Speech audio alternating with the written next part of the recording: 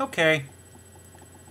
In the last video I was talking about Linux-derived gaming consoles and looking at the possibility of essentially, having a single console for all platforms. Now, the one way you can do this already. Here's the catch. It's not legal.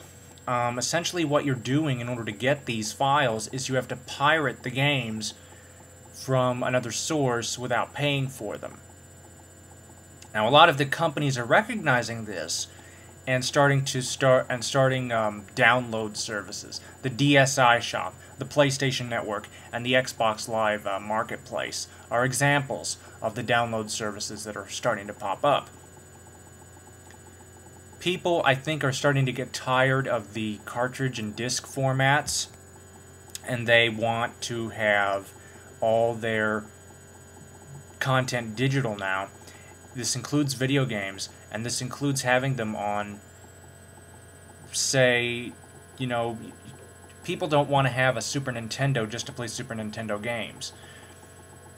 Now, I definitely see the logic in this, and I agree. It certainly makes a lot of sense just to have a single console for all of the, for all game platforms. If you take a look at my Open Pandora video, you'll see that I also address this. But here's the catch. According to Nintendo, even if you own the cartridge, so for example, I can't take this copy of Zelda and with a device copy it onto this SD card. Okay, I cannot go from here to here, even though I own the game.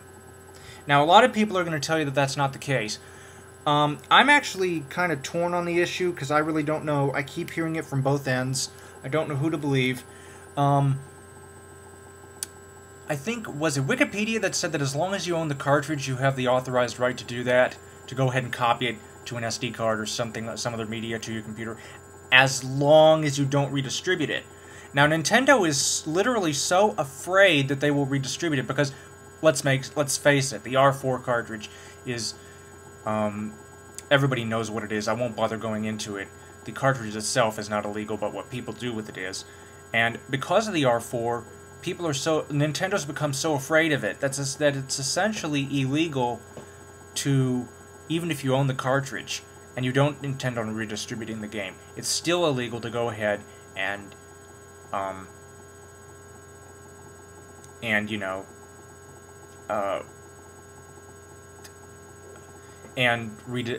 reproduce it for your own use. Here's what I think. I think that the law should be changed so that if you own the cartridge, Nintendo should actually supply a device that allows you to get it onto your computer, but this device would encode a serial number into your ROM. It would encrypt it. And that way they can track it so that if that ROM is redistributed, then they can go after you. But if that ROM is not redistributed, again, they have the code to check that out. If that ROM is not redistributed, I don't see why they couldn't just start licensing a device to go from here to here. Because I need to be honest with you, aside from the Game Boy Advance SP, which I still use for my Game Boy titles, excuse me, most of my Game Boys are still sitting here. Okay, the Game Boy Color has not been touched, the Game Boy Pocket has not been touched, the Game Boy Advance has not been touched, mostly because due to the lack of a backlight. And I just think it would be easier. Now, with the Game Boy, you can play all Game Boy games on a single system. With the Game Boy Advance SP, I mean. But let's say that you want to play Grand Theft Auto Liberty City Stories, okay? That is an exclusive to the PlayStation series. I do believe that, or at least I thought it was. I think they released it on Xbox. But anyway, it's exclusive to those two platforms. So if you have Nintendo, you're stuck. This is where I think we have a problem. I think that if you want to play it on something other than your on your main system, for example, if you want to play Mario on the PC, heck, if you go to Nintendo, the number 8.com, you will see there in black and white that there's actually an online version of Super Mario 1, 2, 3, Dr. Mario. The original Bomberman is up there even, and you can play these online. And that makes me think that that this is a legit website that's doing this now. Excuse me for one moment, I have to plug in my Mac. It's a legit website that's doing this now. They're uploading these old Nintendo games for you to play online. And that's really nice if you don't have the Nintendo Entertainment System, or if you're like me and you have one and it's pretty much went kaput.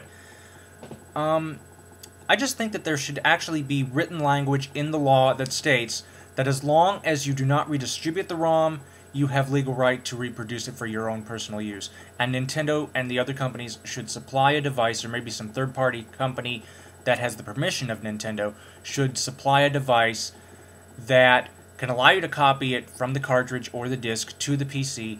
But the reason we need to use the specialized device is because in the copying process, again, it would encode a specific, I don't know, 20, 30-digit ID code to the ROM, and Nintendo and the publishers can track this, so that this way, if you do redistribute it online, they can track you. But if you do it for your own personal use, then that's okay. And I think the ROM encryption would be a good security barrier. But that's where I stand on it. But until they actually until they change the language of the law, then I'm not sure what to believe as far as the true legalities of it. But as far as my views on it, I'm pretty clear on it. I'd like to see it become fully legal to redistribute the ROM to reproduce the ROMs for your own personal use. So that's pretty much it. Thank you for watching. Comments are welcome, and have a nice day. Insults against me will get you blocked.